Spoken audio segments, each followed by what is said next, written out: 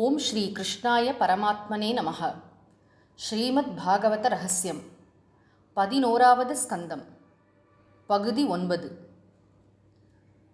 ஒருவர் எந்த வர்ணத்தைச் சேர்ந்தவரோ, எந்த ஆசிரமத்தைச் சேர்ந்தவரோ, அந்த ஆசிரம தர்மங்களையும் குல தர்மங்களையும் தவறாமல் கடைப்பிடித்து வாழ்ந்து ஜனங்களிடையே நல்ல மனிதனாக வாழ வேண்டும். இந்த உலக தர்மங்களையே முறைப்படி பின்பற்றாதவன் ஆன்மீக தர்மங்களை எப்படி கடைப்பிடிப்பான்? அதனால் முதலில் உலக தர்மங்களை கடைப்பிடித்தே ஆக வேண்டும். தர்மங்களை ஒழுங்கு பிசகில்லாமல் நடைமுறையில் கொண்டு வந்து ஈஸ்வரன் மேல் நம்பிக்கையுடன் நல்ல புண்ணிய வாழ்க்கை வாழும்போது ஷரீரமும் மனமும் தூய்மைப்படும். ஷரீரமும் மனமும் கெட்ட காரியங்களிலும் கெட்ட சிந்தனைகளிலும் ஈடுபடாமல் விலகிவிடும்போது இறைவனிடம் உண்மையான அன்பு ஏற்பட்டு தத்துவ விசாரம் செய்வதில் ஸ்ரத்தை ஏற்படும். தத்துவ விசாரத்தின் மூலம் இந்த உலகம் கனவில் காணும் பொருட்களைப் போன்று வெறும் தோற்றம் மட்டுமே என்று உணரும்போது பொருட்களிலும் ஷரீர தர்மங்களிலும் வைராக்கியம் வளரத் தொடங்கும். படிப்படியாக மனம் ஒவ்வொரு பொருளாக நீக்க ஆரம்பிக்கும். பொருட்களில் ஈடுபாடு குறையும் அளவிற்கு ஈஸ்வரன் மேல் பற்று அதிகரிக்கவும் தொடங்கும். இதற்கு பின் பிரம்மனிஷ்டனும் ஆத்மானுபவத்தில் திளைப்பவருமான ஒரு ஆச்சாரியரை அணுக வேண்டும்.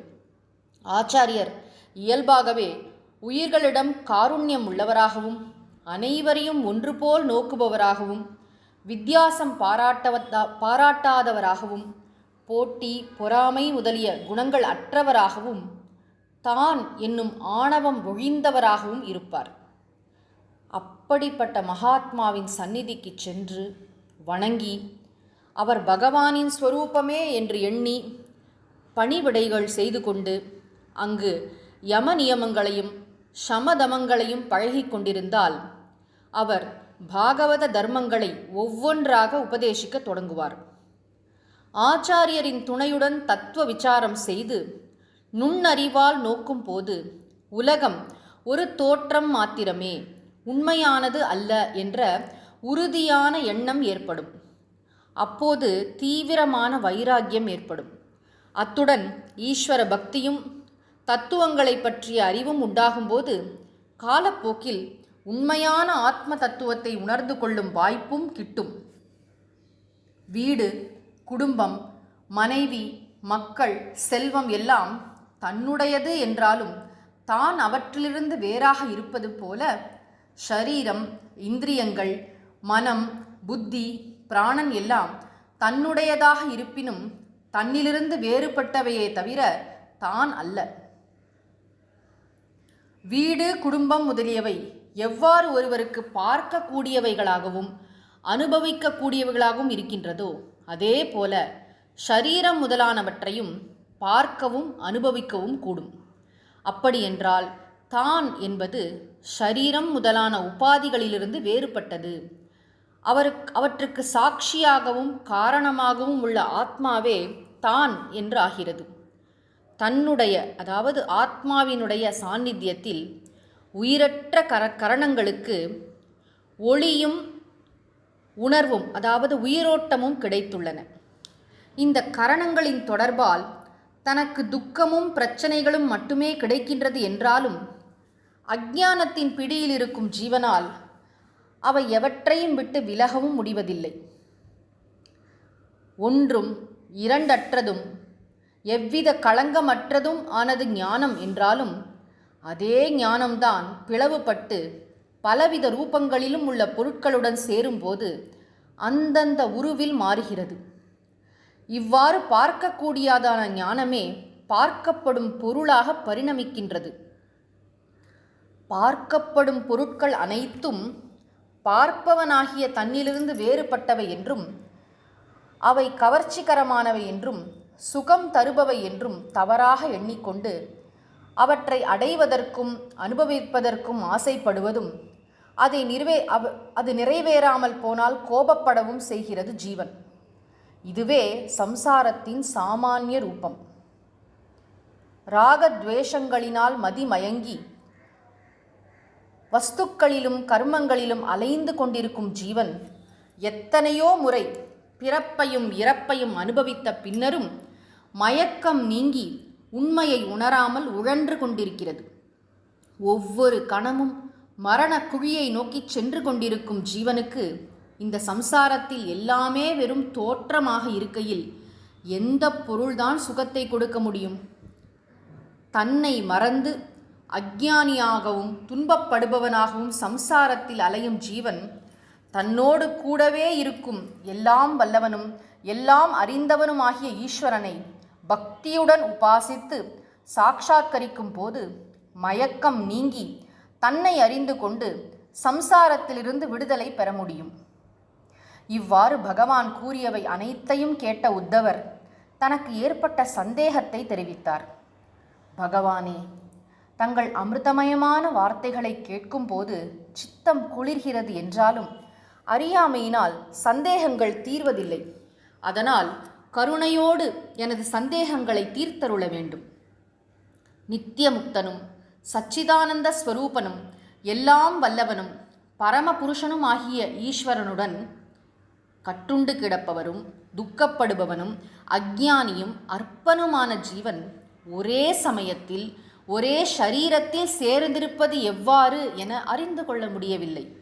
முரண்பாடான குணங்களை கொண்ட இருவர் ஒரே ஷரீரத்தில் எவ்வாறு சேர்ந்து இருக்கின்றனர் என்பதை தெளிவாக எடுத்துரைக்க வேண்டும்.